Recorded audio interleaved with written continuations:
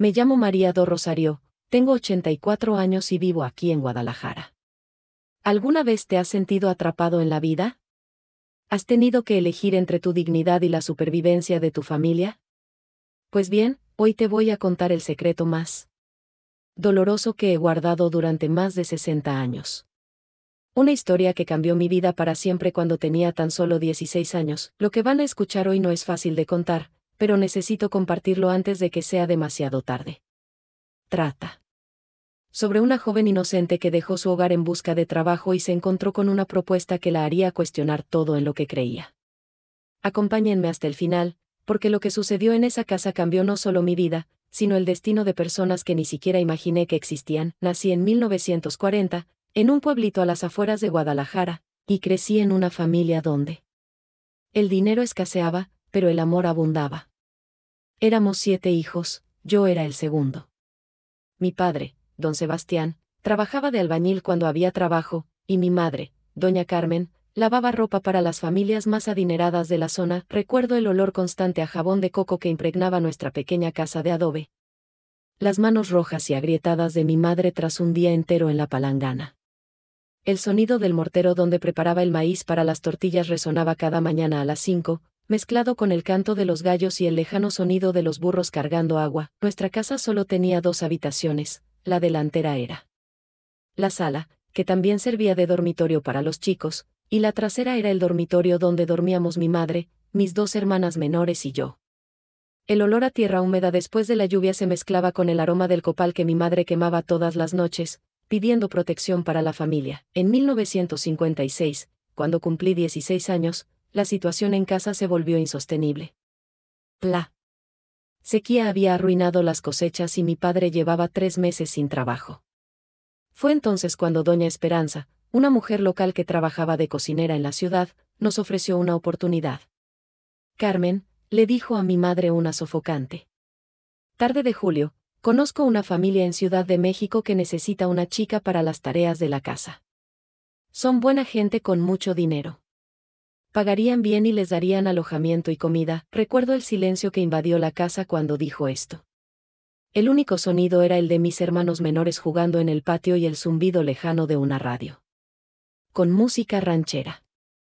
Mi madre miró a mi padre, que se limpiaba las manos manchadas de cal con un trapo viejo. Está demasiado lejos, Esperanza, murmuró mi madre, jugando nerviosamente con las cuentas del rosario que siempre llevaba en el bolsillo del delantal. Carmen, la chica es fuerte e inteligente.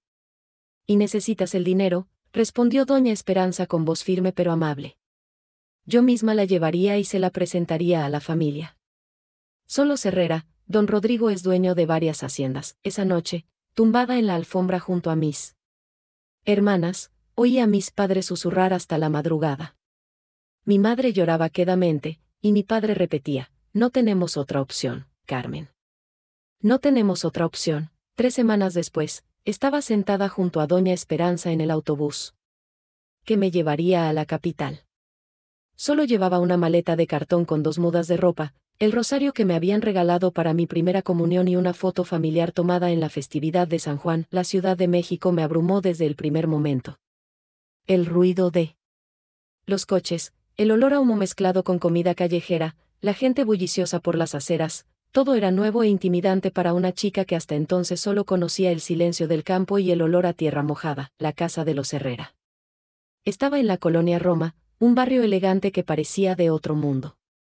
Cuando el taxi se detuvo ante la verja de hierro forjado, me dio un vuelco el corazón. La mansión se alzaba imponente, de 3 pisos, con jardines impecablemente cuidados y una fuente en el centro del patio delantero. Doña Esperanza tocó el timbre y nos abrió una mujer de mediana edad vestida con uniforme negro y un delantal blanco impecable. Ustedes deben ser quienes esperaba don Rodrigo, dijo secamente. Soy Carmela, la criada. Síganme. El interior de la casa me dejó sin aliento. Suelos de mármol, candelabros de cristal, muebles de madera oscura que brillaban como espejos.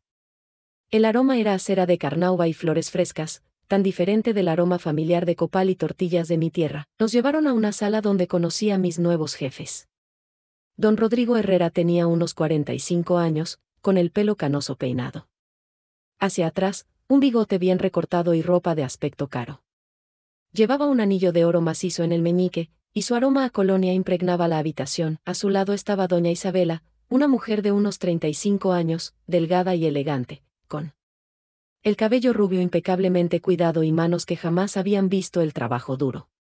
Llevaba un vestido azul marino y perlas alrededor del cuello, y sus ojos verdes me recorrieron de pies a cabeza con una frialdad que me hizo estremecer. Así que usted es María del Rosario, dijo don Rodrigo con voz grave. Doña Esperanza. Habló maravillas de usted y de su familia. Espero que sea una persona trabajadora y discreta.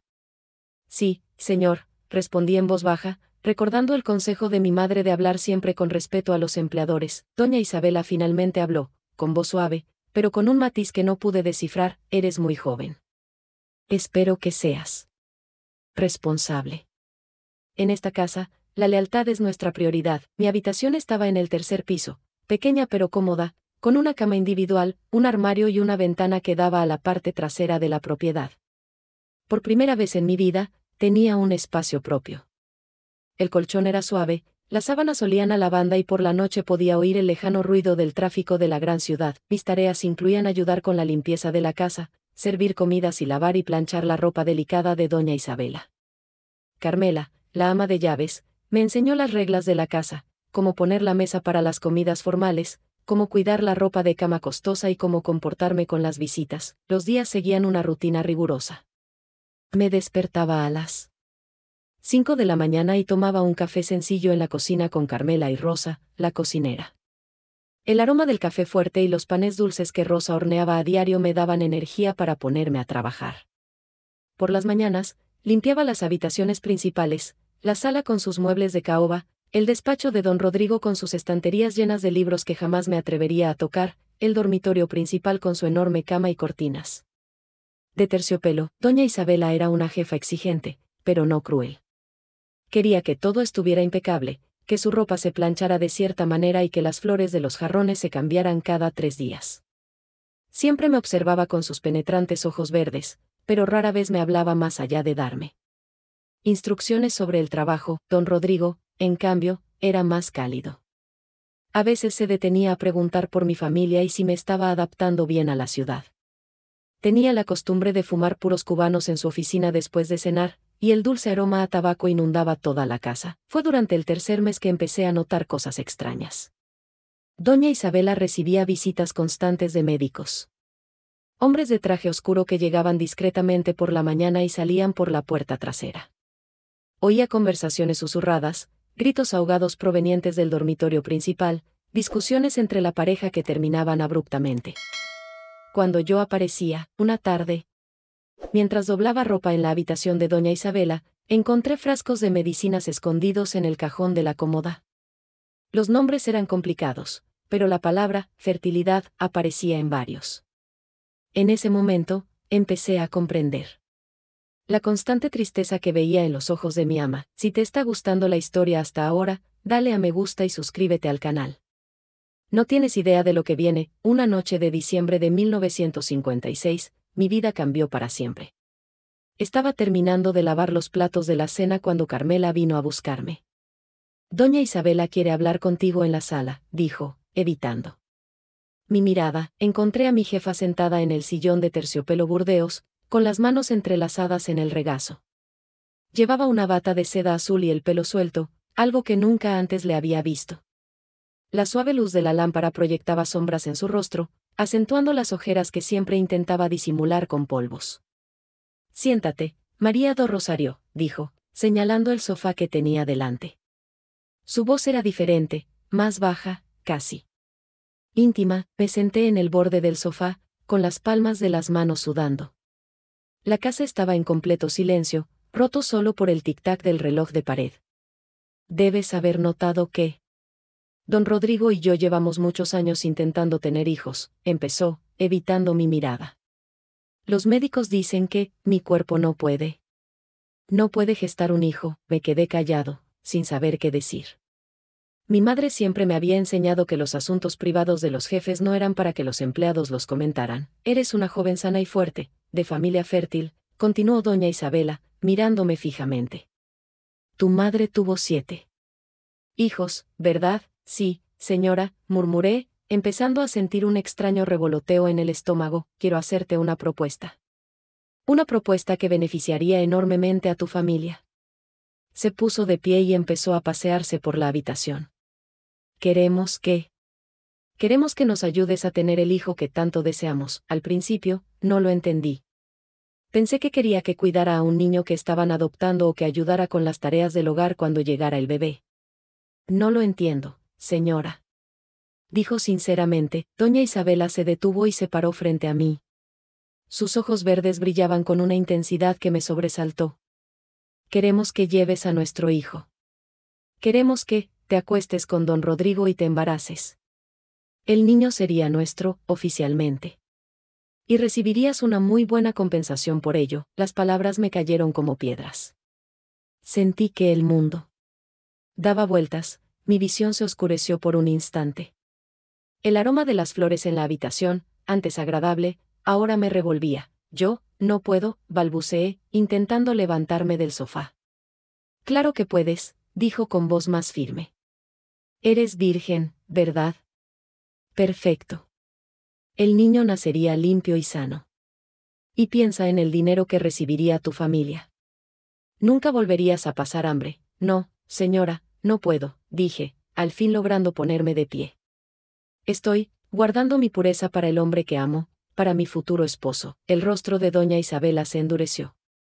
¿Tu pureza? Dijo con desdén. ¿Qué clase de romanticismo tan tonto es este? Eres una criada, María do Rosario. ¿Qué futuro imaginas? ¿Casarte con un albañil como tu padre y tener 7 hijos que se mueran de hambre? Sus palabras me dolieron, pero me mantuve firme. Prefiero sufrir con dignidad que, ¿de qué? Me interrumpió. ¿De ayudarnos? ¿De asegurar el futuro de tu familia? Tu madre está enferma, ¿verdad? Carmela me dijo que tiene tos constante. Con el dinero que pagaríamos, podría ser atendida por los mejores médicos. Mi corazón se aceleró.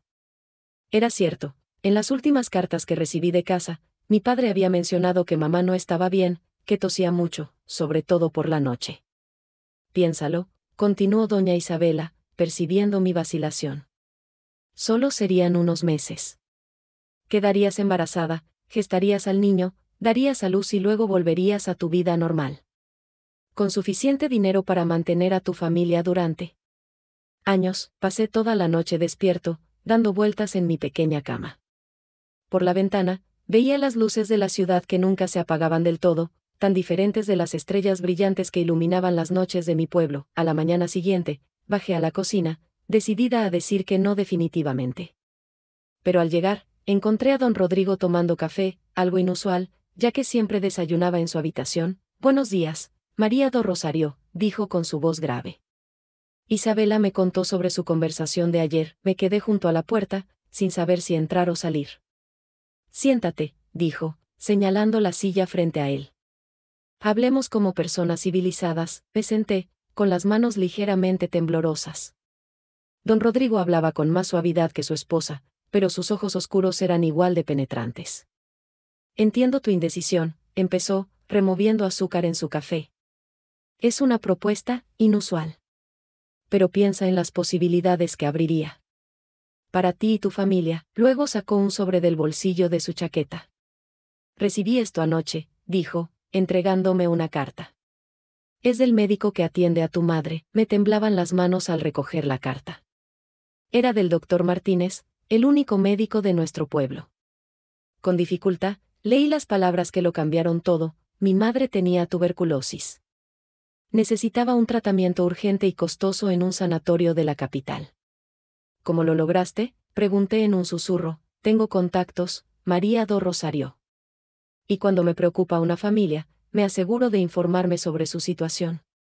Dio un sorbo a su café.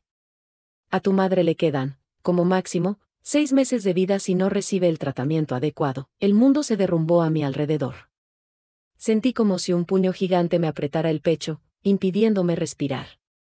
Mami, mi querida mami, que siempre nos protegiste, que trabajaste hasta que le sangraron las manos para alimentarnos. El tratamiento cuesta mucho dinero, continuó don Rodrigo. Más de lo que tu familia podría ahorrar en 10 años. Pero yo podría pagarlo todo, si nos ayudaras. ¿Y si me niego?, pregunté, aunque ya sabía la respuesta. Suspiró, como si la pregunta lo entristeciera. Bueno, seguirías trabajando aquí, claro. Pero ya no podrías enviar dinero a casa. Después de todo, descubrí que has estado desviando parte de tu salario para ayudar a tu familia, lo cual no era lo que habíamos acordado inicialmente. Se me heló la sangre. Era cierto, enviaba casi todo mi sueldo a casa y guardaba solo lo necesario para pequeñas necesidades personales. Además, continuó, tendré que avisarles a las demás familias de la zona que no eres de fiar. Será difícil conseguir otro trabajo, el chantaje era evidente. No tenía otra opción. Tenía que aceptar la propuesta o ver morir a mi madre y a mi familia sufrir aún más. ¿Cuánto tiempo tendría para decidir?, pregunté con voz apenas audible. Hasta mañana por la noche, respondió, levantándose de la mesa. Y recuerda, María do Rosario, sería nuestro secreto. Nadie lo sabría jamás. El niño quedaría registrado como hijo legítimo de Isabela y mío. Incluso podría seguir trabajando aquí durante el embarazo, como si nada hubiera pasado. Ese día fue el más largo de mi vida. Realicé mis tareas como un autómata, limpiar, organizar, servir, pero mi mente estaba completamente absorbida por la decisión imposible que tenía que tomar. Por la tarde, mientras planchaba la ropa de doña Isabela, ella entró al cuarto de servicio donde yo trabajaba.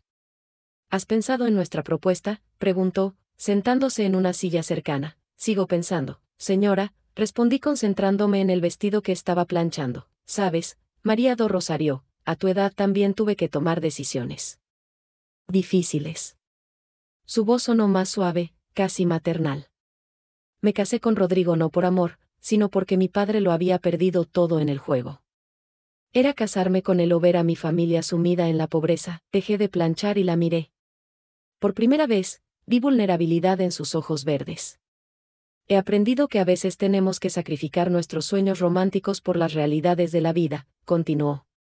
El amor es un lujo que la gente como nosotros no puede permitirse esperar. ¿Gente como nosotros?, pregunté confundido. Mujeres que dependen de otros para sobrevivir, explicó.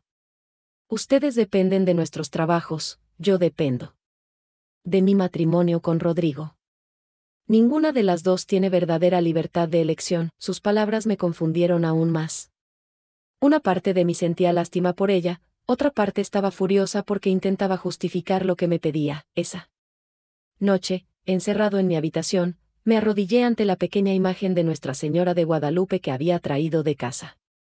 Recé como nunca antes, pidiendo guía, pidiendo un milagro que me liberara de esta situación, pero en el fondo, ya sabía cuál sería mi decisión.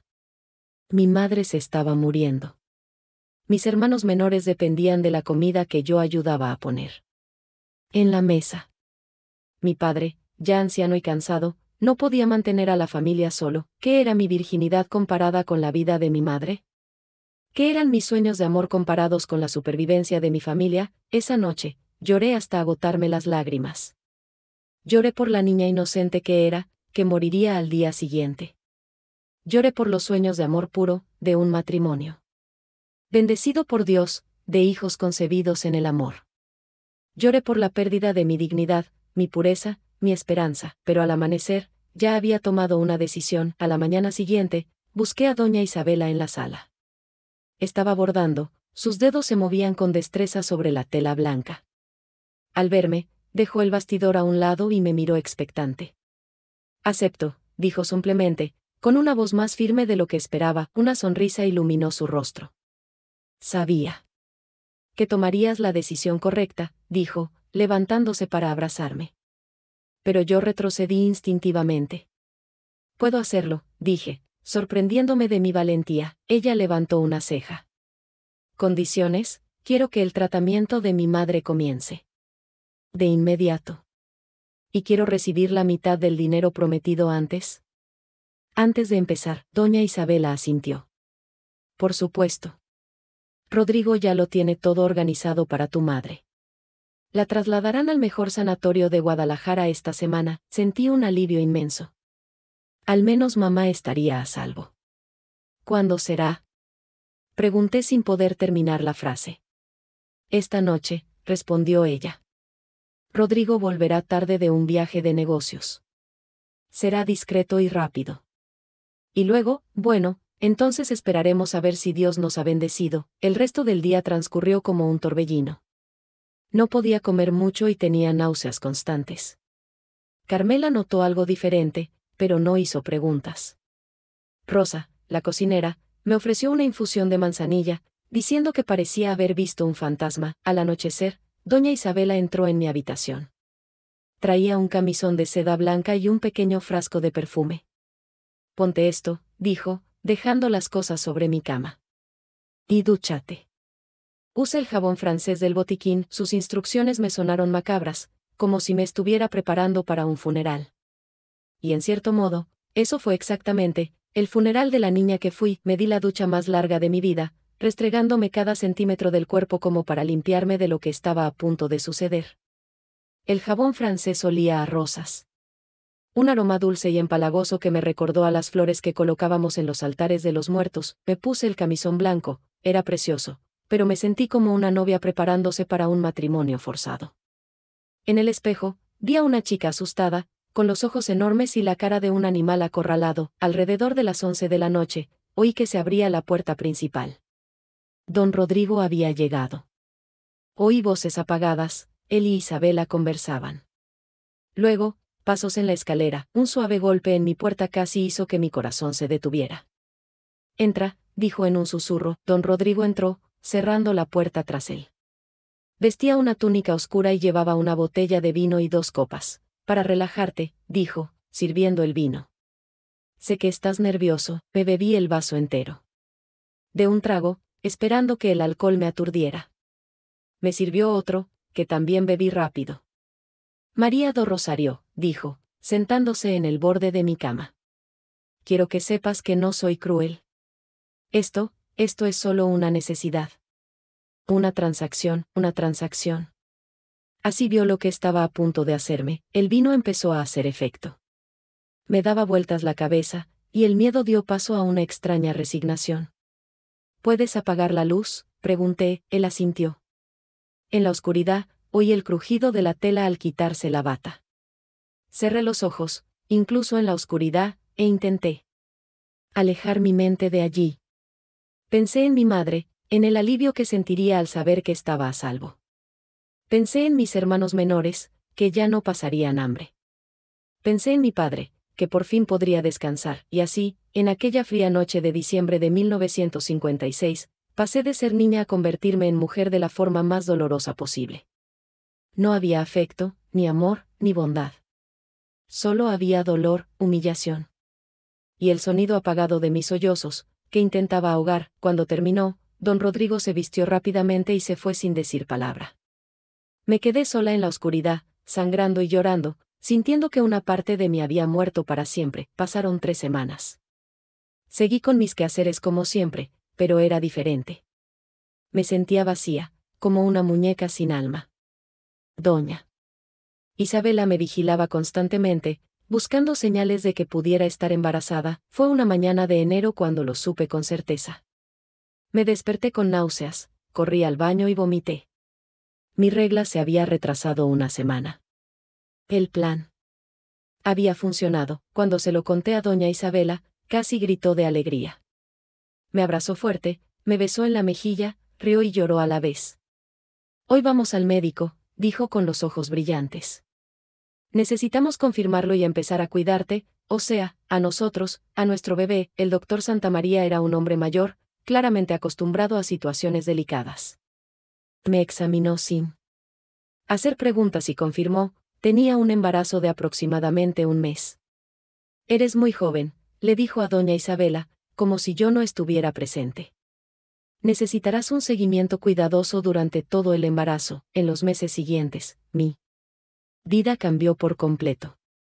Doña Isabela me trataba como a un precioso jarrón de porcelana. Mis tareas se redujeron, Mi dieta mejoró y recibí vitaminas costosas y atención médica regular, pero a medida que mi barriga crecía, algo extraño empezó a suceder. Durante las citas médicas, doña Isabela insistía en estar presente en cada prueba. Es más, fingía que los síntomas que yo experimentaba eran suyos. Doctor, he estado sintiendo muchas náuseas, le dijo al nuevo médico que empezó a atendernos, el doctor Morales. Y me duelen los senos, la miré confundido, pero ella me hizo señas para que me callara. Es normal al principio del embarazo, respondió el médico. Haremos algunas pruebas de rutina, fue entonces cuando comprendí todo el plan. Doña Isabela fingía estar embarazada. Para el mundo exterior, para sus amigos, para su familia, ella era la futura madre. Yo solo era la criada que la acompañaba a sus citas. ¿Cómo va a fingir el parto?, pregunté un día que estábamos solos. Déjalo en nuestras manos, respondió misteriosamente. Hay maneras de resolver este problema. Durante el 6º mes de embarazo, descubrí que eran estas formas. Doña Isabela empezó a usar rellenos para simular el crecimiento de su vientre. Dejó de recibir visitas en casa, alegando que quería mantener la privacidad de su embarazo. Y contrató a una partera privada, doña Remedios, una mujer mayor y discreta que supervisaría el parto en casa. Muchas damas de la alta sociedad prefieren dar a luz en casa, explicó doña Isabela cuando le pregunté sobre no ir al hospital. Es más íntimo y seguro, pero me di cuenta de que la verdadera razón era mantenerlo en secreto. En el hospital sería imposible ocultar que no estaba embarazada. Fue en el 7º mes que hice el descubrimiento que cambiaría todo. Estaba organizando papeles en la oficina de don Rodrigo cuando encontré una carpeta escondida detrás de los libros. Mi curiosidad venció al miedo, abrí la carpeta y encontré documentos que me helaron la sangre. Eran actas de nacimiento. No una, sino docenas. Todas con los nombres de don Rodrigo y doña Isabela como padres, pero con diferentes fechas, repartidas en más de 10 años. Y había fotos de otras jóvenes, todas parecidas a mí. Delgadas, de piel oscura, de origen humilde, con manos temblorosas, seguí hojeándolo. Había contratos, documentos legales, recibos de pago. Y entonces vi algo que me hizo desplomarme en la silla, una carta manuscrita de una de las chicas. Por favor, déjame ver a mi hija, decía la carta. Han pasado 2 años. Cumplí mi parte del trato. Solo quiero saber que está bien. La respuesta estaba adjunta, mecanografiada en papel con membrete, como se establece en el contrato. Cualquier intento de contactarlo se considerará un incumplimiento del acuerdo. Recuérdele las consecuencias legales. Dios mío. No fui el primero. Y probablemente no sería el último. Seguí leyendo, y cada documento revelaba una verdad más aterradora que el anterior. Los Herrera tenían un negocio. Encargaban bebés a niñas pobres y los vendían a familias adineradas que no podían tener hijos. Las niñas creían que ayudaban a sus empleadores a tener sus propios hijos, pero en realidad, estaban suministrando niños a una red de venta de bebés. Había direcciones, nombres de compradores, sumas astronómicas. Mi hijo, el hijo que crecía en mi vientre, ya tenía comprador, una familia adinerada de Monterrey que había pagado el equivalente a una fortuna. Las lágrimas me nublaron la vista. Todo era mentira. La historia de que doña Isabela no podía tener hijos, la necesidad de discreción, el registro de la niña como hija legítima, todo eran mentiras. Peor aún, descubrí que muchas de las mujeres que habían vivido esta experiencia desaparecieron después de dar a luz. Algunas cartas mencionaban accidentes, complicaciones durante el parto, y la necesidad de mudarse a otro lugar. ¿Qué pasó con las madres cuando ya no fueron necesarias? Esa noche no pude dormir. Cada patadita del bebé en mi vientre me recordaba que llevaba en mi vientre a un niño destinado a ser vendido. Cada movimiento me hacía pensar en otras jóvenes que habían pasado por lo mismo. A la mañana siguiente intenté actuar con normalidad, pero doña Isabela notó que algo era diferente. «Te comportas raro hoy», dijo durante el almuerzo. ¿Pasa algo? No, señora. Solo estoy cansada, mentí, evitando su mirada, pero no era tonta. Esa tarde, al volver a mi habitación, me di cuenta de que habían manipulado mis cosas. Sabían que lo había descubierto. Esa noche, don Rodrigo llamó a mi puerta. Entró sin esperar permiso, con el rostro serio.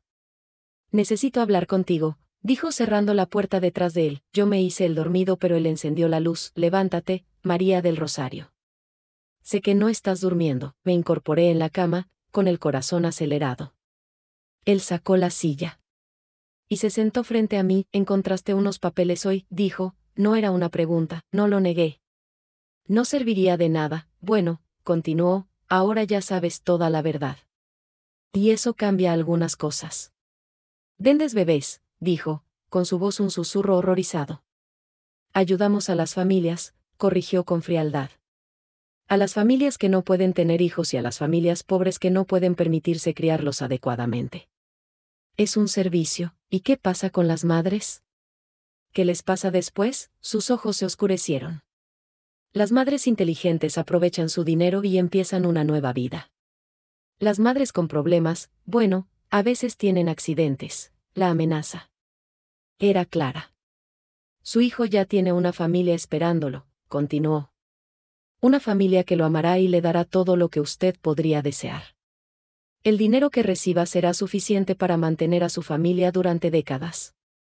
¿Qué pasa si quiero quedarme con mi hijo? Se rió, una risa fría y cruel. ¿Tú? ¿Una criada, soltera, sin recursos? Aunque lo intentaras, demostrarías que el niño es mío. ¿Y cómo se lo explicarías a tu familia, a tu pueblo? Volverías a casa embarazada y prostituta. Sus palabras me dolieron porque sabían que había verdad en ellas. En 1957, una mujer soltera con un hijo era considerada deshonrada, perdida. Mi familia sería avergonzada, yo sería rechazada por la comunidad. Celista, María do Rosario, dijo, poniéndose de pie. Quedan poco más de 2 meses. Cumple tu parte del trato, toma tu dinero y desaparece. Vete a otro sitio, empieza una nueva vida. Cásate con un hombre que no conozca tu pasado. Después de que se fuera, pasé horas planeando mi escape. Pero, ¿a dónde iría? Embarazada de 8 meses, sin Blanca, sin contactos en la gran ciudad. ¿Y mi familia? ¿Qué pasaría con el tratamiento de mi madre si desaparecía? Ella quedó atrapada en la misma trampa en la que había aceptado entrar. Los 2 últimos meses de mi embarazo fueron los más difíciles de mi vida. Doña Isabela me vigilaba constantemente, y don Rodrigo había contratado a un hombre, seu Evaristo, para que se quedara en la casa, para proteger a la familia. Pero yo sabía que era para vigilarme. Mi barriga estaba enorme. El bebé se movía mucho, sobre todo por la noche, como si supiera que algo andaba mal. Le hablé en susurros, disculpándome de antemano por lo que estaba a punto de hacer. Perdóname. Hijo mío, murmuró, acariciándose el vientre. Perdóname por no ser lo suficientemente fuerte para protegerte. Mis dolores de parto comenzaron una mañana de abril. Doña Remedios, la partera, llegó enseguida. Doña Isabela también fingió estar enferma, gimiendo y retorciéndose en su habitación mientras yo sufría el dolor de verdad. El parto duró 18 horas. 18 horas de agonía no solo física, sino también emocional. Con cada contracción, sabía que estaba más cerca de perder a mi hijo para siempre. Cuando por fin nació, era el bebé más hermoso que jamás había visto. Cabello oscuro como el mío, piel aceitunada y ojos grandes y curiosos. Lloraba a gritos, quejándose de haber nacido de mi cálido vientre. Es un niño, anunció doña Remedios. Sano y fuerte, por un instante mágico, colocó a mi hijo sobre mi pecho. Dejó de llorar al instante, como si reconociera mi voz, mi aroma. Me miró con esos ojos oscuros, y sentí un amor tan intenso que pensé que mi corazón iba a estallar. Mi hijo, susurré, besando su pequeña frente. Mi niño precioso, pero el momento duró poco. Doña Isabela entró en la habitación, con el pelo despeinado y un camisón manchado de sangre, de pollo. Descubrí después, para simular que acababa de dar a luz, mi hijo. Gritó, extendiendo los brazos. Dame a mi hijo. Doña Remedios dudó un segundo, mirándome. Pero él. Dinero de Herrera habló más fuerte. Me quitó al bebé de los brazos y se lo entregó a doña Isabela. No, grité, intentando levantarme de la cama. Por favor, déjame quedarme con él un poco más. Hiciste tu parte, dijo don Rodrigo, que había entrado en la habitación. Ahora es nuestro hijo. Oficialmente, observé con impotencia cómo salían de la habitación con mi bebé en brazos. Su llanto resonaba por los pasillos, como si me llamara, como si me buscara. Lloré 3 días seguidos. Doña Remedios me dio hierbas para secarme la leche, pero mis pechos seguían doloridos e hinchados, recordándome constantemente al hijo que había perdido. Al 5.º día de haber dado a luz, don Rodrigo llegó a mi habitación con un sobre grueso. Aquí está el resto del dinero que prometiste, dijo, dejando el sobre en mi cama. Te vas mañana. ¿A dónde? Donde quieras. Pero lejos de aquí. Y recuerda, si alguna vez intentas buscarnos o al niño, tu familia sufrirá las consecuencias. Esa noche, empacó sus maletas por última vez. Además de la ropa sencilla que había traído del asentamiento, solo llevaba su dinero y un dolor en el pecho que sabía que duraría para siempre. A la mañana siguiente, Carmela me acompañó a la estación de autobuses. De camino, por fin compartió lo que sabía. No fuiste la primera, niña, dijo en voz baja. Y no serás la última. Lo he visto pasar muchas veces, porque nunca dijiste nada, porque necesito el trabajo. Porque también tengo una familia que mantener. Porque este mundo no tiene piedad de gente como nosotros. En la estación, me entregó un papelito. Tu hijo ahora se llama Eduardo. La familia que lo acogió vive en Monterrey. Son buena gente, por lo que he oído, Eduardo. El nombre de mi hijo era Eduardo. No regresé a mi pueblo. Con el dinero que recibí, me fui a Guadalajara, donde nadie me conocía. Inventé una historia, dije que era viuda y que mi esposo había muerto en un accidente. Compré una casita y conseguí trabajo en una fábrica textil. El dinero que envié a casa salvó a mi madre. Se recuperó completamente de la tuberculosis y vivió hasta los 89 años. Mis hermanos pudieron estudiar y tener una vida mejor. Pero nunca le dije a nadie de dónde salió el dinero que cambió nuestras vidas. Los años transcurrieron lentamente. En 1961 conocí a Joaquín, un hombre amable, viudo y con 2 hijos pequeños. No me preguntó por mi pasado, y yo no se lo conté. Nos casamos en una ceremonia sencilla, y me convertí en madre de sus hijos como si fueran míos. Tuvimos un hijo juntos, Sebastián, que nació en 1963. Cada día que lo miraba, recordaba a mi otro hijo, el niño que me habían arrancado de los brazos. Durante años, resistí el impulso de buscar a Eduardo. Pero en 1975, cuando habría cumplido 18 años, ya no pude más. Viajé a Monterrey con el pretexto de visitar a un primo imaginario. Conocí a la familia que lo había comprado. Los Mendoza eran gente verdaderamente buena, ricos, pero aparentemente cariñosos. Vi a Eduardo de lejos, saliendo de la universidad. Era alto, guapo y tenía mis ojos, pero con el porte elegante de alguien criado en un ambiente privilegiado. Me quedé en la ciudad una semana, observándolo desde lejos. Lo vi reír con sus amigos, abrazar a la mujer que creía su madre, charlar animadamente con el hombre que creía su padre. Estaba feliz. Pleno. Tenía una vida que yo jamás podría haberle dado, y entonces me di cuenta de que buscarlo sería egoísta. Satisfaría mi necesidad de madre, pero potencialmente destruiría su vida. ¿Qué ganaría yo con decir la verdad? ¿Y qué perdería él al descubrir que toda su vida se basó en una mentira? Regresé a Guadalajara y nunca más intenté buscarlo. Pasaron los años. Crié a los hijos de Joaquín como si fueran míos, vi crecer a mi hijo Sebastián, casarse y darme nietos. Viví una buena vida, dadas las circunstancias. Pero el vacío en mi corazón nunca se cerró del todo. En 1989, Joaquín falleció de un infarto. Quedé viuda a los 49 años, con hijos ya criados y toda una vida por delante. Fue entonces cuando decidí buscar a otras jóvenes que hubieran pasado por lo mismo. No fue difícil encontrar algunos. El plan de la familia Herrera había funcionado durante más de 20 años, hasta que los arrestaron en 1978 por tráfico de menores. La noticia salió en los periódicos, pero como ya no vivía en la capital, me enteré años después. Conocí a Mercedes, quien les había dado 3 bebés. Conocí a Rosa, quien casi muere al dar a luz al segundo hijo que pidieron.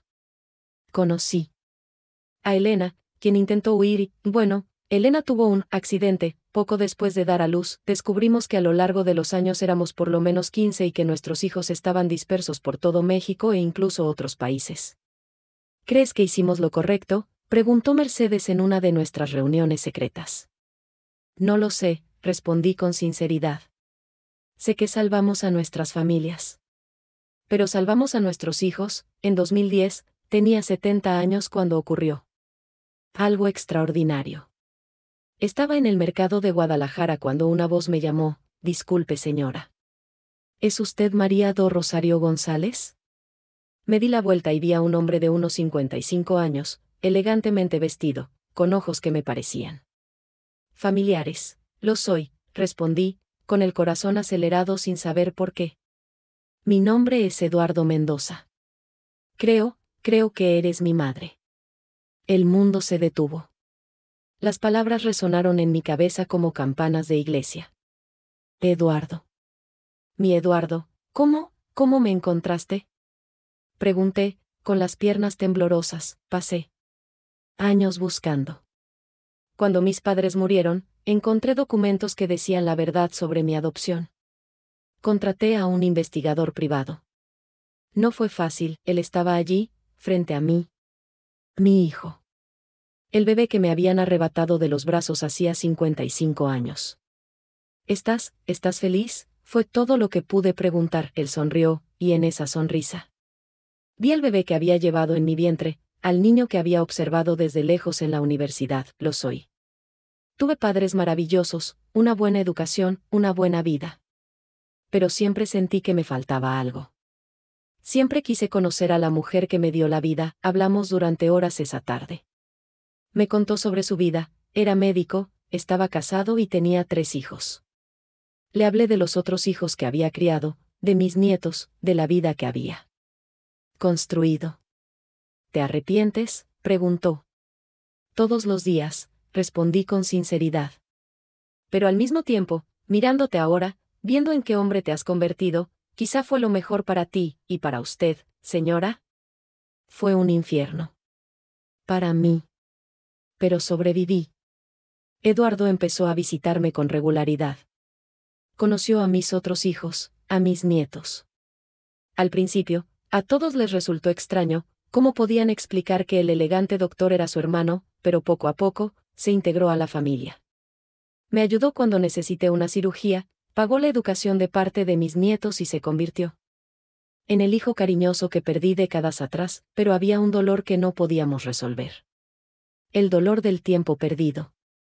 De los primeros pasos que no vi, las primeras palabras que no escuché, los años de escuela, los flirteos, el matrimonio. Toda una vida de la que fui excluida. Entendí por qué no viniste a mí, dijo un día. Pero, ¿por qué no viniste a mí cuando me hice adulto? Porque tenía miedo, admití. Miedo de descubrir que me odiabas. Miedo de descubrir que había arruinado tu vida. Miedo de arruinar la felicidad que habías construido.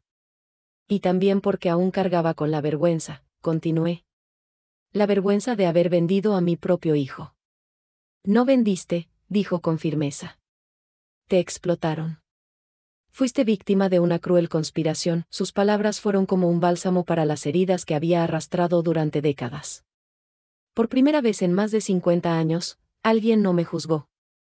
Alguien me comprendió. Eduardo me ayudó a encontrar a los demás hijos de las mujeres que conocí.